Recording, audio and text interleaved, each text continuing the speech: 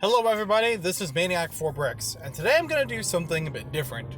A long time ago, on a YouTube channel far away, I would review music by the album, music by the artist, sometimes put music together in playlists, sometimes I just make the playlist for the YouTube channel, and it's like, hey, if you're already checking out the channel content, maybe you'll enjoy this. But there was also a little thing that I did as far as making their own videos, that I called jam sessions. Now I use this as a cheeky way because it's, jam session, often term for music about like, just hanging out, we're just chilling, we're just jamming, we're playing music together, nice and relaxed. This is supposed to be a relaxed conversation about music, and the fact that my initials literally are JAM, Joseph Anthony Maluso, I figured it would be appropriate to name it Jam Sessions, because it's my perspective on music, but in a very casual way. So today, I'm giving you my first impressions on the AC/DC album Power Up that came out in 2020. It came out a couple weeks ago. I've finally gotten around to listen to the whole album all the way through. The only things I had heard before listening to it once over was Demon Fire, what was the other one? Shot in the Dark, and that's all I pretty much knew. And I knew a lot of people enjoyed it. I knew a lot of people really enjoy how they're still sticking with it, that they still sound good after so long, and how, in the 40 years or so of AC/DC, it's not like it's gotten stale. It's not like they've lost their luster. Brian Johnson is still an excellent singer, even in his 70s. I'm like, that's a lot to give credit for. It's incredible. The last time that I had heard a Brian Johnson era AC/DC album, or rather just the last AC/DC album I've heard in chronological order, was Black Ice. I don't remember if there was anything in between them. I'm trying to remember if they had any singles or anything, but nothing's coming to my mind. And I've listened to Brian Johnson era stuff before. I love Black and Black, of course. I love little bits from all different albums that have gone in between. I love the Bon Scott era stuff. Again, little bits in between every album that are really good. AC/DC is an awesome band. I have played them on Rock Band, like their specific AC/DC version of Rock Band, numerous times. I like this band. That being said, I only give this album, if I'm going to rate it out of songs, because there's 12 songs in the album, I like 5 of the songs. 5 of them really stood out to me above the rest of the album, and compared to the other recent stuff I know from Brian Johnson era AC/DC, that stood out. I kind of divide between those two eras, not just because of the singers, but because of the styles and the different measures that they'll go to for how they make the songs, how they make the music, how they write the lyrics. You can tell there's a distinct difference between them, and they're still good in their own merits. I liked 5 of the 12 songs. I kind of want to say that's a, 5 out of 12 rating for the album. It doesn't sound good, but to be fair, a lot of it is kind of what you expect of this style of AC/DC. And that's not a bad thing inherently. I think it's, like I said, they're still kicking with it. They still got the sound that they need to. That's fine. But I was hoping they would be a little bit more ambitious, a little bit more unique in certain areas.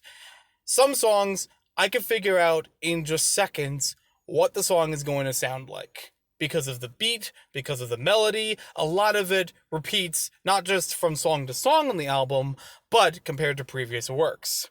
If you put all of these songs in a blender with all of the songs from Black Ice or around the era of Black Ice, I couldn't tell you which is from which album. Because they mesh so well, good or bad. I feel like some of it may drown out itself. With that being said, there are some songs that don't sound too samey to me. There are some songs that actually have a bit more to them or change it up a little bit to sound like something else or something that hasn't been done in a long time. There were 4 songs in the album like in chronological order that I liked. And that's a rare thing for me. When I listen to an album all the way through, it's common for me to like 2 songs in a row, sometimes 3 songs, and I can't remember the last time that I liked 4 songs in a row. That's impressive. That's a third of the album that I'm like, this is a bit, it's like the meat of the sandwich that I enjoy so very much. It literally is in the middle of the album. It's Kick You When You're Down, Witch's Spell, Demon Fire, and Wild Reputation. Those are 4 of the 5 songs that I like from the album, and they're smack dab in the middle of everything else. I like that. I really enjoyed that part of it. The other 5th song was actually the end of the album, Code Red. And you would think by this point, okay, well, I kind of heard everything. Code Red does a little bit more that separates it from the rest of the album and is very exciting for me. In fact, I have to give high accolades to Code Red because I enjoy it on almost the same level as Demon Fire, which was basically the teaser song for the album. I don't remember if Demon Fire was a single before the album was released. It was either that or another song, maybe it was Shot in the Dark, I'm not sure which, but those I already knew going into the album all the way through. Code Red, I count among them as one of my favorite songs in the album. And I do like Shot in the Dark, don't get me wrong. It's like the 6-ish song that I like from the album, even though I said before I like 5 out of 12. But Code Red was such a good song that I wanted to listen to it right after the song ends. I already repeated the song, and I read the lyrics while listening to it. I give that high accolades because that's not a thing I often do in music. Sometimes I'll do that throughout the album, reading the lyrics, but that applies more if it's like a concept album, where all of those songs go together. They're supposed to make a meaning out of it. So of course I'm going to read along with it to understand the full story.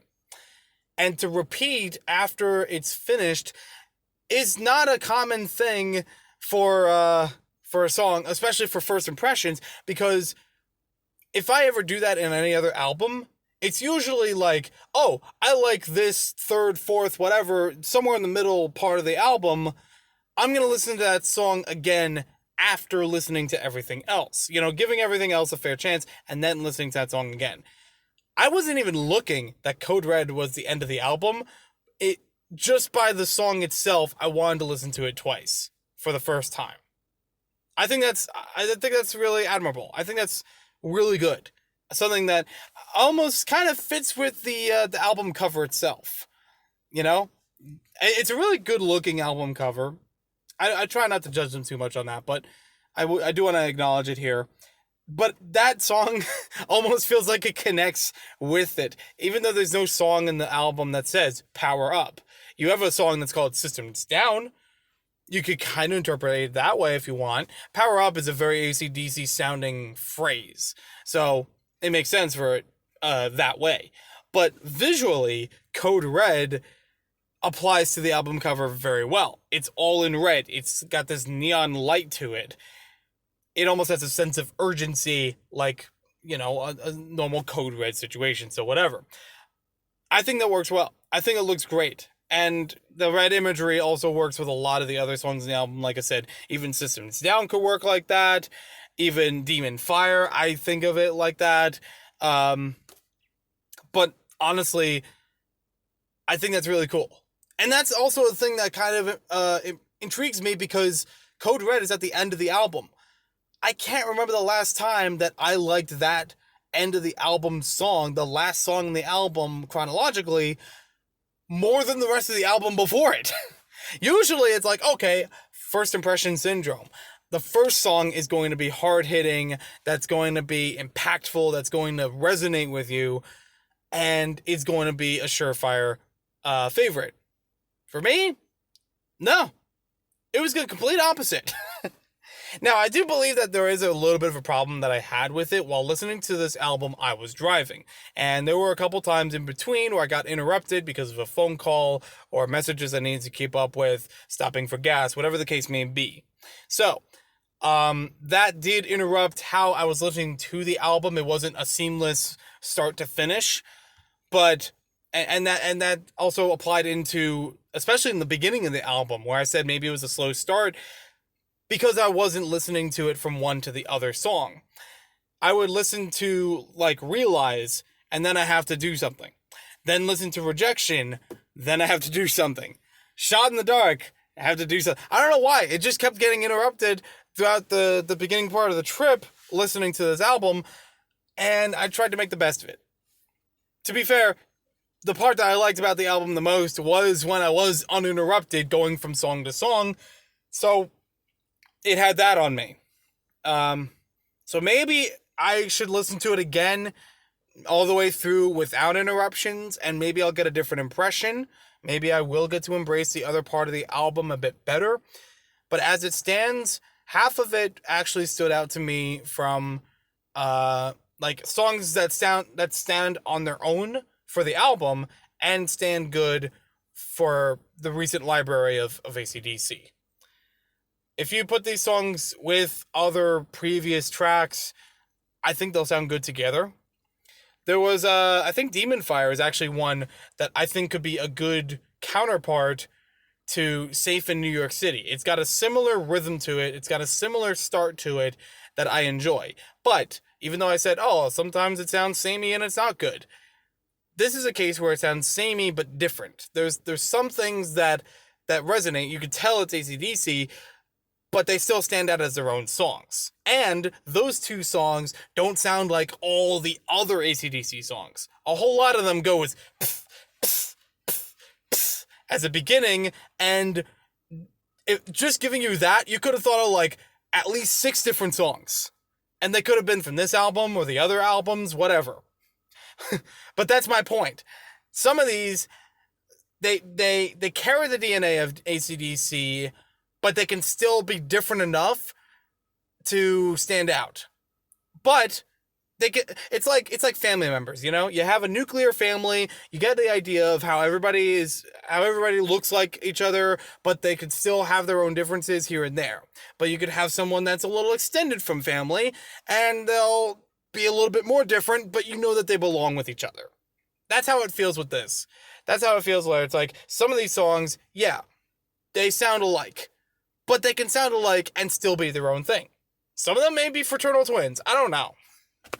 And then some of them are just cousins that maybe got a new game system before you did. Or something like that. Totally didn't have one of those growing up. Anywho, that's what it's like. It's like, okay, they're different, but I still know their family. I still know that they belong, and they still look good on their own merit. Am I losing you? Hopefully I'm not. So thank you for having this little listen with me about Power Up. I think it's still a good album. I think it's still worth a listen. But like I said, maybe only half of it is what I would want to listen to again, along with other songs, you know, integrate them together or whatever. I think somebody said in one of the comment sections, I was reading one of the comments on one of the songs. I forget which one it was. It was on the later half of the album. I think Systems Down, maybe? Somebody said that it would be a good counterpart for Those Who About to Rock, or at least would fit along with that album of the same name, which is an interesting idea. Like, even going further back than what I was going to, I was like, okay, sure, yeah. I could see a little bit of that, but again, it's something that sounds original enough, but sounds AC/DC enough. So thank you for watching this video. Hope you guys enjoyed it. Let me know what you guys think about Power Up. It's an AC/DC album. How it compares to the rest of them. What are some of your favorite songs from here? Do you disagree with me? I am open to disagreement. I actually want to have a discussion about this and see where I find the problems with it, and maybe get to see it in a different way than what what my first impression was. So thank you for watching. Hope you guys enjoyed it. Like and subscribe. I don't expect to do a lot of music reviews, but every once in a while it is fun to bring this up again. We'll see you next time with more jam sessions in the long, long future, probably.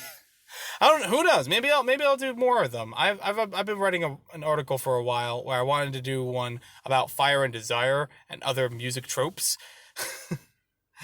I wanted to write it as an article because I thought it'd be too long to do as a video, but oh boy, there are some fun things I love to pick out of music, you know?